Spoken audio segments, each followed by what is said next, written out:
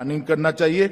और मैं सभी राज्यों के मंत्री महोदयों को आग्रह करना चाहता हूं, सभी राज्य के सचिवों को भी आग्रह करना चाहता हूं, राज्यों की हिस्सेदारी, हर गांव की हिस्सेदारी कैसे बढ़े ये हम सुनिश्चित करें, क्योंकि इसमें जितने लोग और विशेषकर युवा सम्मिलित हो गए, वो शताब्दी के वर्ष में आज देश को विश्व के सर्वोच्च स्थान पर बिठाने के लिए उनकी ऊर्जा ही काम आएगी। जितने लोग सम्मिलित होंगे वो अपने आप संकल्प की सिद्धि की 25 साल की यात्रा के सहयात्री बन जाएंगे और देश को अचीवमेंट की ओर ले जाएंगे। हमें मालूम नहीं है, जैसे किशन भाई ने कहा, 25 साल के बाद देश का प्रधानमंत्री कौन होगा, किस पार्टी की सरकार होगी, जिसकी भी होगी, मगर देश तो होगा। देश आगे बढ़ना चाहिए। इस बड़ी कल्पना के साथ देश के प्रधानमंत्री जी ने इस संकल्प यात्रा का विचार किया है और मैं मानता हूं कि संकल्प यात्रा को हम सब ने इरिस्पेक्टिव ऑफ पार्टी पॉलिटिक्स सफल बनाना चाहिए। मित्रों, आजादी का इतना बड़ा संघर्ष, अनेक विध प्रकारों से संघर्ष, कहीं सशस्त्र संग्राम हुए, कहीं गांधी जी के नेतृत्व में असहयोग का आंदोलन हुआ, अहिंसक आंदोलन हुआ, कई लोगों ने साहित्य के माध्यम से आजादी की लड़ाई लड़ी, कई लोगों ने अनेक प्रकार से असहयोग करते हुए आजादी की लड़ाई लड़ी, कई लोगों ने अंग्रेजी शिक्षा का बहिष्कार करते हुए आजादी की लड़ाई, अनेक विविध तरीकों से अंग्रेजों के खिलाफ आजादी की लड़ाई लड़ी गई। और 1857 से 1947 का ये संघर्ष आज की पीढ़ी के मन में फिर से एक बार जागरूक करना है। इसको सिर्फ इतिहास, इसकी जानकारी उनको नहीं दे सकता। अनेक घटनाएं, अनेक वीर नायक, अनेक विस्मृत नायक, उनका चरित्र उनके मानस पटल पर जीवित करना पड़ेगा, तब जाकर वो अपने आप को आजादी के संघर्ष के साथ जुड़ेगा। और एक बच्चा अगर आज आजादी के संघर्ष के साथ अपने आप को जोड़ देता है तो पूरे दिन, पूरे जीवन वो भारत के विकास को समर्पित रहेगा। इसमें आप कोई संशय मत रखिए।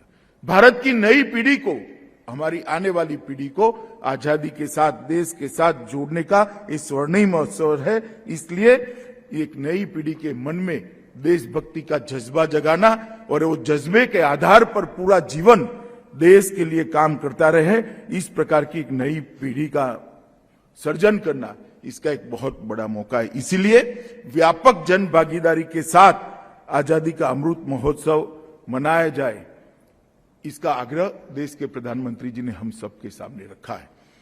राष्ट्रगान का कार्यक्रम हो, रंगोली बनाने का कार्यक्रम हो, स्वतंत्रता संग्राम के विस्मृत वीरों पर शोध और संकलन का कार्यक्रम हो, मेरा गांव मेरी धरोहर वो कार्यक्रम हो, इसके तहत में राज्यों पर ये चारों कार्यक्रम जो हुए हैं वो तो समाप्त हो गए, मगर मेरा गांव मेरी धरोहर एक ऐसा कार्यक्रम है कि देश के 6.5 लाख इसके साथ वर्चुअल संग्रहालय सर्जित करने का जो हमारा कार्यक्रम है, इसके साथ जिलों को जोड़ना पड़ेगा, तब जाकर हम काम कर पाएंगे।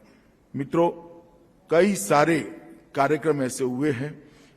प्रधानमंत्री जी को पोस्टकार्ड लिखे गए, स्वतंत्रता स्वर जिसमें ब्रिटिश द्वारा प्रतिबंधित कविताओं का संकलन हुआ, धारा एक कार्यक्रम, हमारे पौराणिक ज्ञान से जुड़े हुए जितने भी अचीवमेंट है, इसको आज तक इसके धारा प्रवाह के साथ रखने का एक कार्यक्रम हुआ है। वंदे भारत नृत्य उत्सव हुआ, 1857 की प्रथम स्वतंत्रता संग्राम के स्मरण का कार्यक्रम हुआ, स्वच्छाग्रह का भी कार्यक्रम हुआ। ये सारे कार्यक्रमों ने एक प्रकार से चेतना तो जागरूक की है, परंतु आज से लेकर कार्यक्रम की समाप्ति तक हमने जन जागृति और जनता का भागीदारी दोनों को बढ़ाने के लिए हमने आगे काम करना पड़ेगा। एक वर्ष में कुल मिलाकर 25,000 कार्यक्रम किए हैं, मगर राज्यों के द्वारा और केंद्र शासित प्रदेशों में 7200 कार्यक्रम हुए।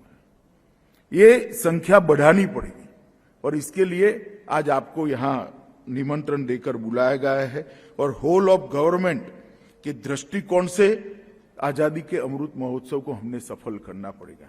मित्रों, आने वाले दिनों में हर घर झंडा, अंतर्राष्ट्रीय योग दिवस, डिजिटल जिला रिपोजिटरी, स्वतंत्र स्वर और मेरा गांव मेरी धरोहर, ये सारे कार्यक्रम जन भागीदारी को सुनिश्चित करने वाले हैं।